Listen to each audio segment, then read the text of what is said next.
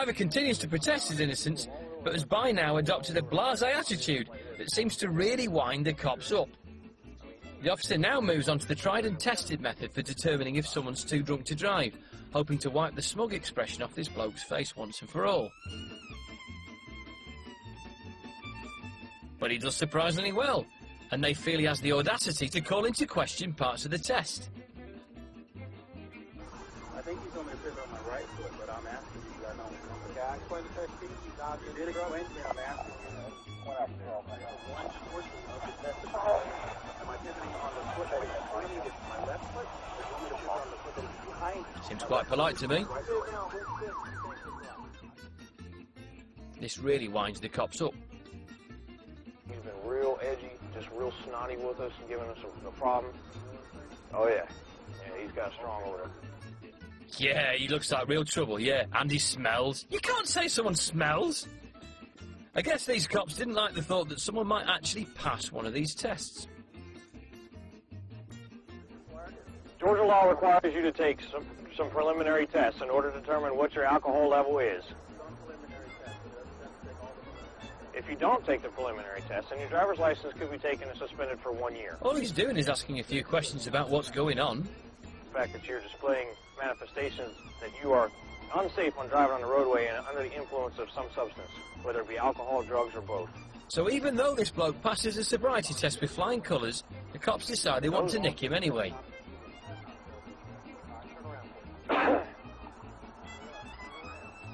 Hang on. Is it just me, or do you think the police are being a tad heavy-handed there? Get on the ground. Get on the ground right now. You're going to be tased. You're going to be tased? Put your hands behind your back right now. Get down on the ground or you're going to be tased. Stay in the car. Stay in the car. Put your hands behind your back. It's a bit over the top, isn't it? Put your hands behind your back. Put your hands Still getting a bit Lord of the back. Flies, this. Put your hands behind your back. He's opening your feet. Put your hands behind your back. Don't move. They're definitely going to taser him. But even with the suspect flat on the ground and absolutely no threat at all, the cops can't resist a quick pop. Look, they've even got a song for when they're tasering someone. Stay in the car. Stay there in the car.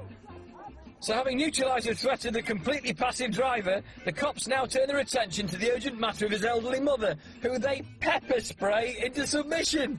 What's going on? It's unbelievable. This is almost like a microcosm of America's foreign policy. This is phenomenal. Unbelievable. What happened? What did we just witness? Sleep well. And to give you another side to the story of innocent Iraqi civilians being killed by U.S. servicemen, here's the question. Where's the American media coverage? After all, it's the first time a video like this has ever been released. So RT correspondent Christine Frazad joins us now for that story. Christine, take it away. And this video was released just yesterday at the National Press Club, and I was there. And I should mention at least that there were several media outlets there. So everyone sort of thought it was important, at least enough to check out. But throughout the day, when you're watching the placement of this story and the placement of this video, in terms of some other stories, it was pretty interesting just how they viewed this video's release. It's the first video of its kind ever released to the public. Behind the building. Given by an unknown source to WikiLeaks.org, it shows the view from 2 Apache helicopters and many times shows the pilots begging to engage or open fire on the people below. During part of this attack, a photojournalist for Reuters news service, along with his driver, are believed to be carrying weapons, even though they're actually carrying their cameras.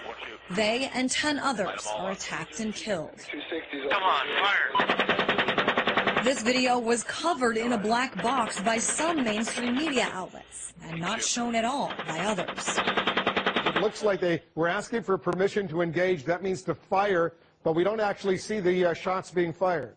We do not. Well, out of respect for the families of the 2 Iraqi employees of the Reuters news organization that were killed in this, we are not showing after the video that you just saw here. They will tell you they're trying to protect the families. But what they're trying to do is protect their licenses from complaints to the FCC. But since the attack happened, the families of the men killed have been wanting the truth to come out. A bunch of bodies laying there. This is all about not offending the viewer and not giving the viewer more than they can handle. I wonder if we saw the coverage that we saw from the Vietnam War today, would we sit for it? While most mainstream media outlets did cover this video in some way, it was pushed back in many cases behind a seemingly bigger story. Tiger Woods talking today about one in which all eyes were on Tiger. Why do you think Tiger Woods' return to golf was a bigger story than this? Well, because Tiger Woods is all about money and is a national celebrity. You can still say the word Michael Jackson and 3 photographers will line up. So celebrities are here to stay. But what's to expect for more videos like this one? I just drove over a body. The media attention is going to shift to the fact that we're not covering these things, and somebody has films. And Cedric, WikiLeaks has confirmed that they do have their hands on other videos that they plan to release in the future. They say at least one of them was from an incident and possibly another cover-up by the Pentagon that took place in Afghanistan. What, so you weren't so crazy about the whole Tiger Woods story at all? Well, I mean, you know, I guess it's important to tell, but Right. Well, let's just leave it at that. The fact that this took place in 2007, this is old video we're talking about, and this is, in some ways, in some respect, this is kind of old news. But do you think that plays a factor in this at all? I think it does play a factor. I think that if this had happened yesterday, it would be a little different. But I think the most interesting part about it is it's really, really different from the way it was covered back in 2007. We saw the Washington Post, the New York Times, showing that the Army said that everyone on the ground was armed, everyone was hostile, everyone was insurgents. So that's something, too. But I think that they needed this time. They needed the time, first of all, to get the video given to them. They needed to encrypt it. They needed to get a lot of confirmation that, in fact, this was an authentic video. And then they needed to provide analysis before they could release this. Christine, a lot of people they are not really familiar with WikiLeaks. Tell us a little bit about WikiLeaks and tell us about the process. I guess it's a long, convoluted process for them to have to obtain this video and then finally air it and release it to the public. Right. Well, WikiLeaks.org is a website. It's been around just for a few years. And what happens usually is they get either documents or, in this case, video given to them. Sometimes they're government-related, sometimes religious stories given to them by someone on the inside, by whistleblowers who want the video out there, want the documents out there, but they don't want to be behind it. So WikiLeaks is very promising of different people's identities, different companies' identities, saying, you know, you give this to us, we're not going to reveal who you are.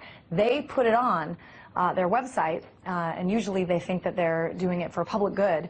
So that's what the website's all about. But again, they have a lot more that they say is coming ahead. Okay, Christine, I had another question, but we're going to have to wrap up at this point. Thank you so much for joining us. Thanks a lot. Good job. This is what an Icelandic poet told me once, and I became so scared to television that I always got headaches when I watched it. But then later on, when I got my Danish book on television, I stopped being afraid because I read the truth, and that's the scientific truth, which is much better. You shouldn't let poets lie to you.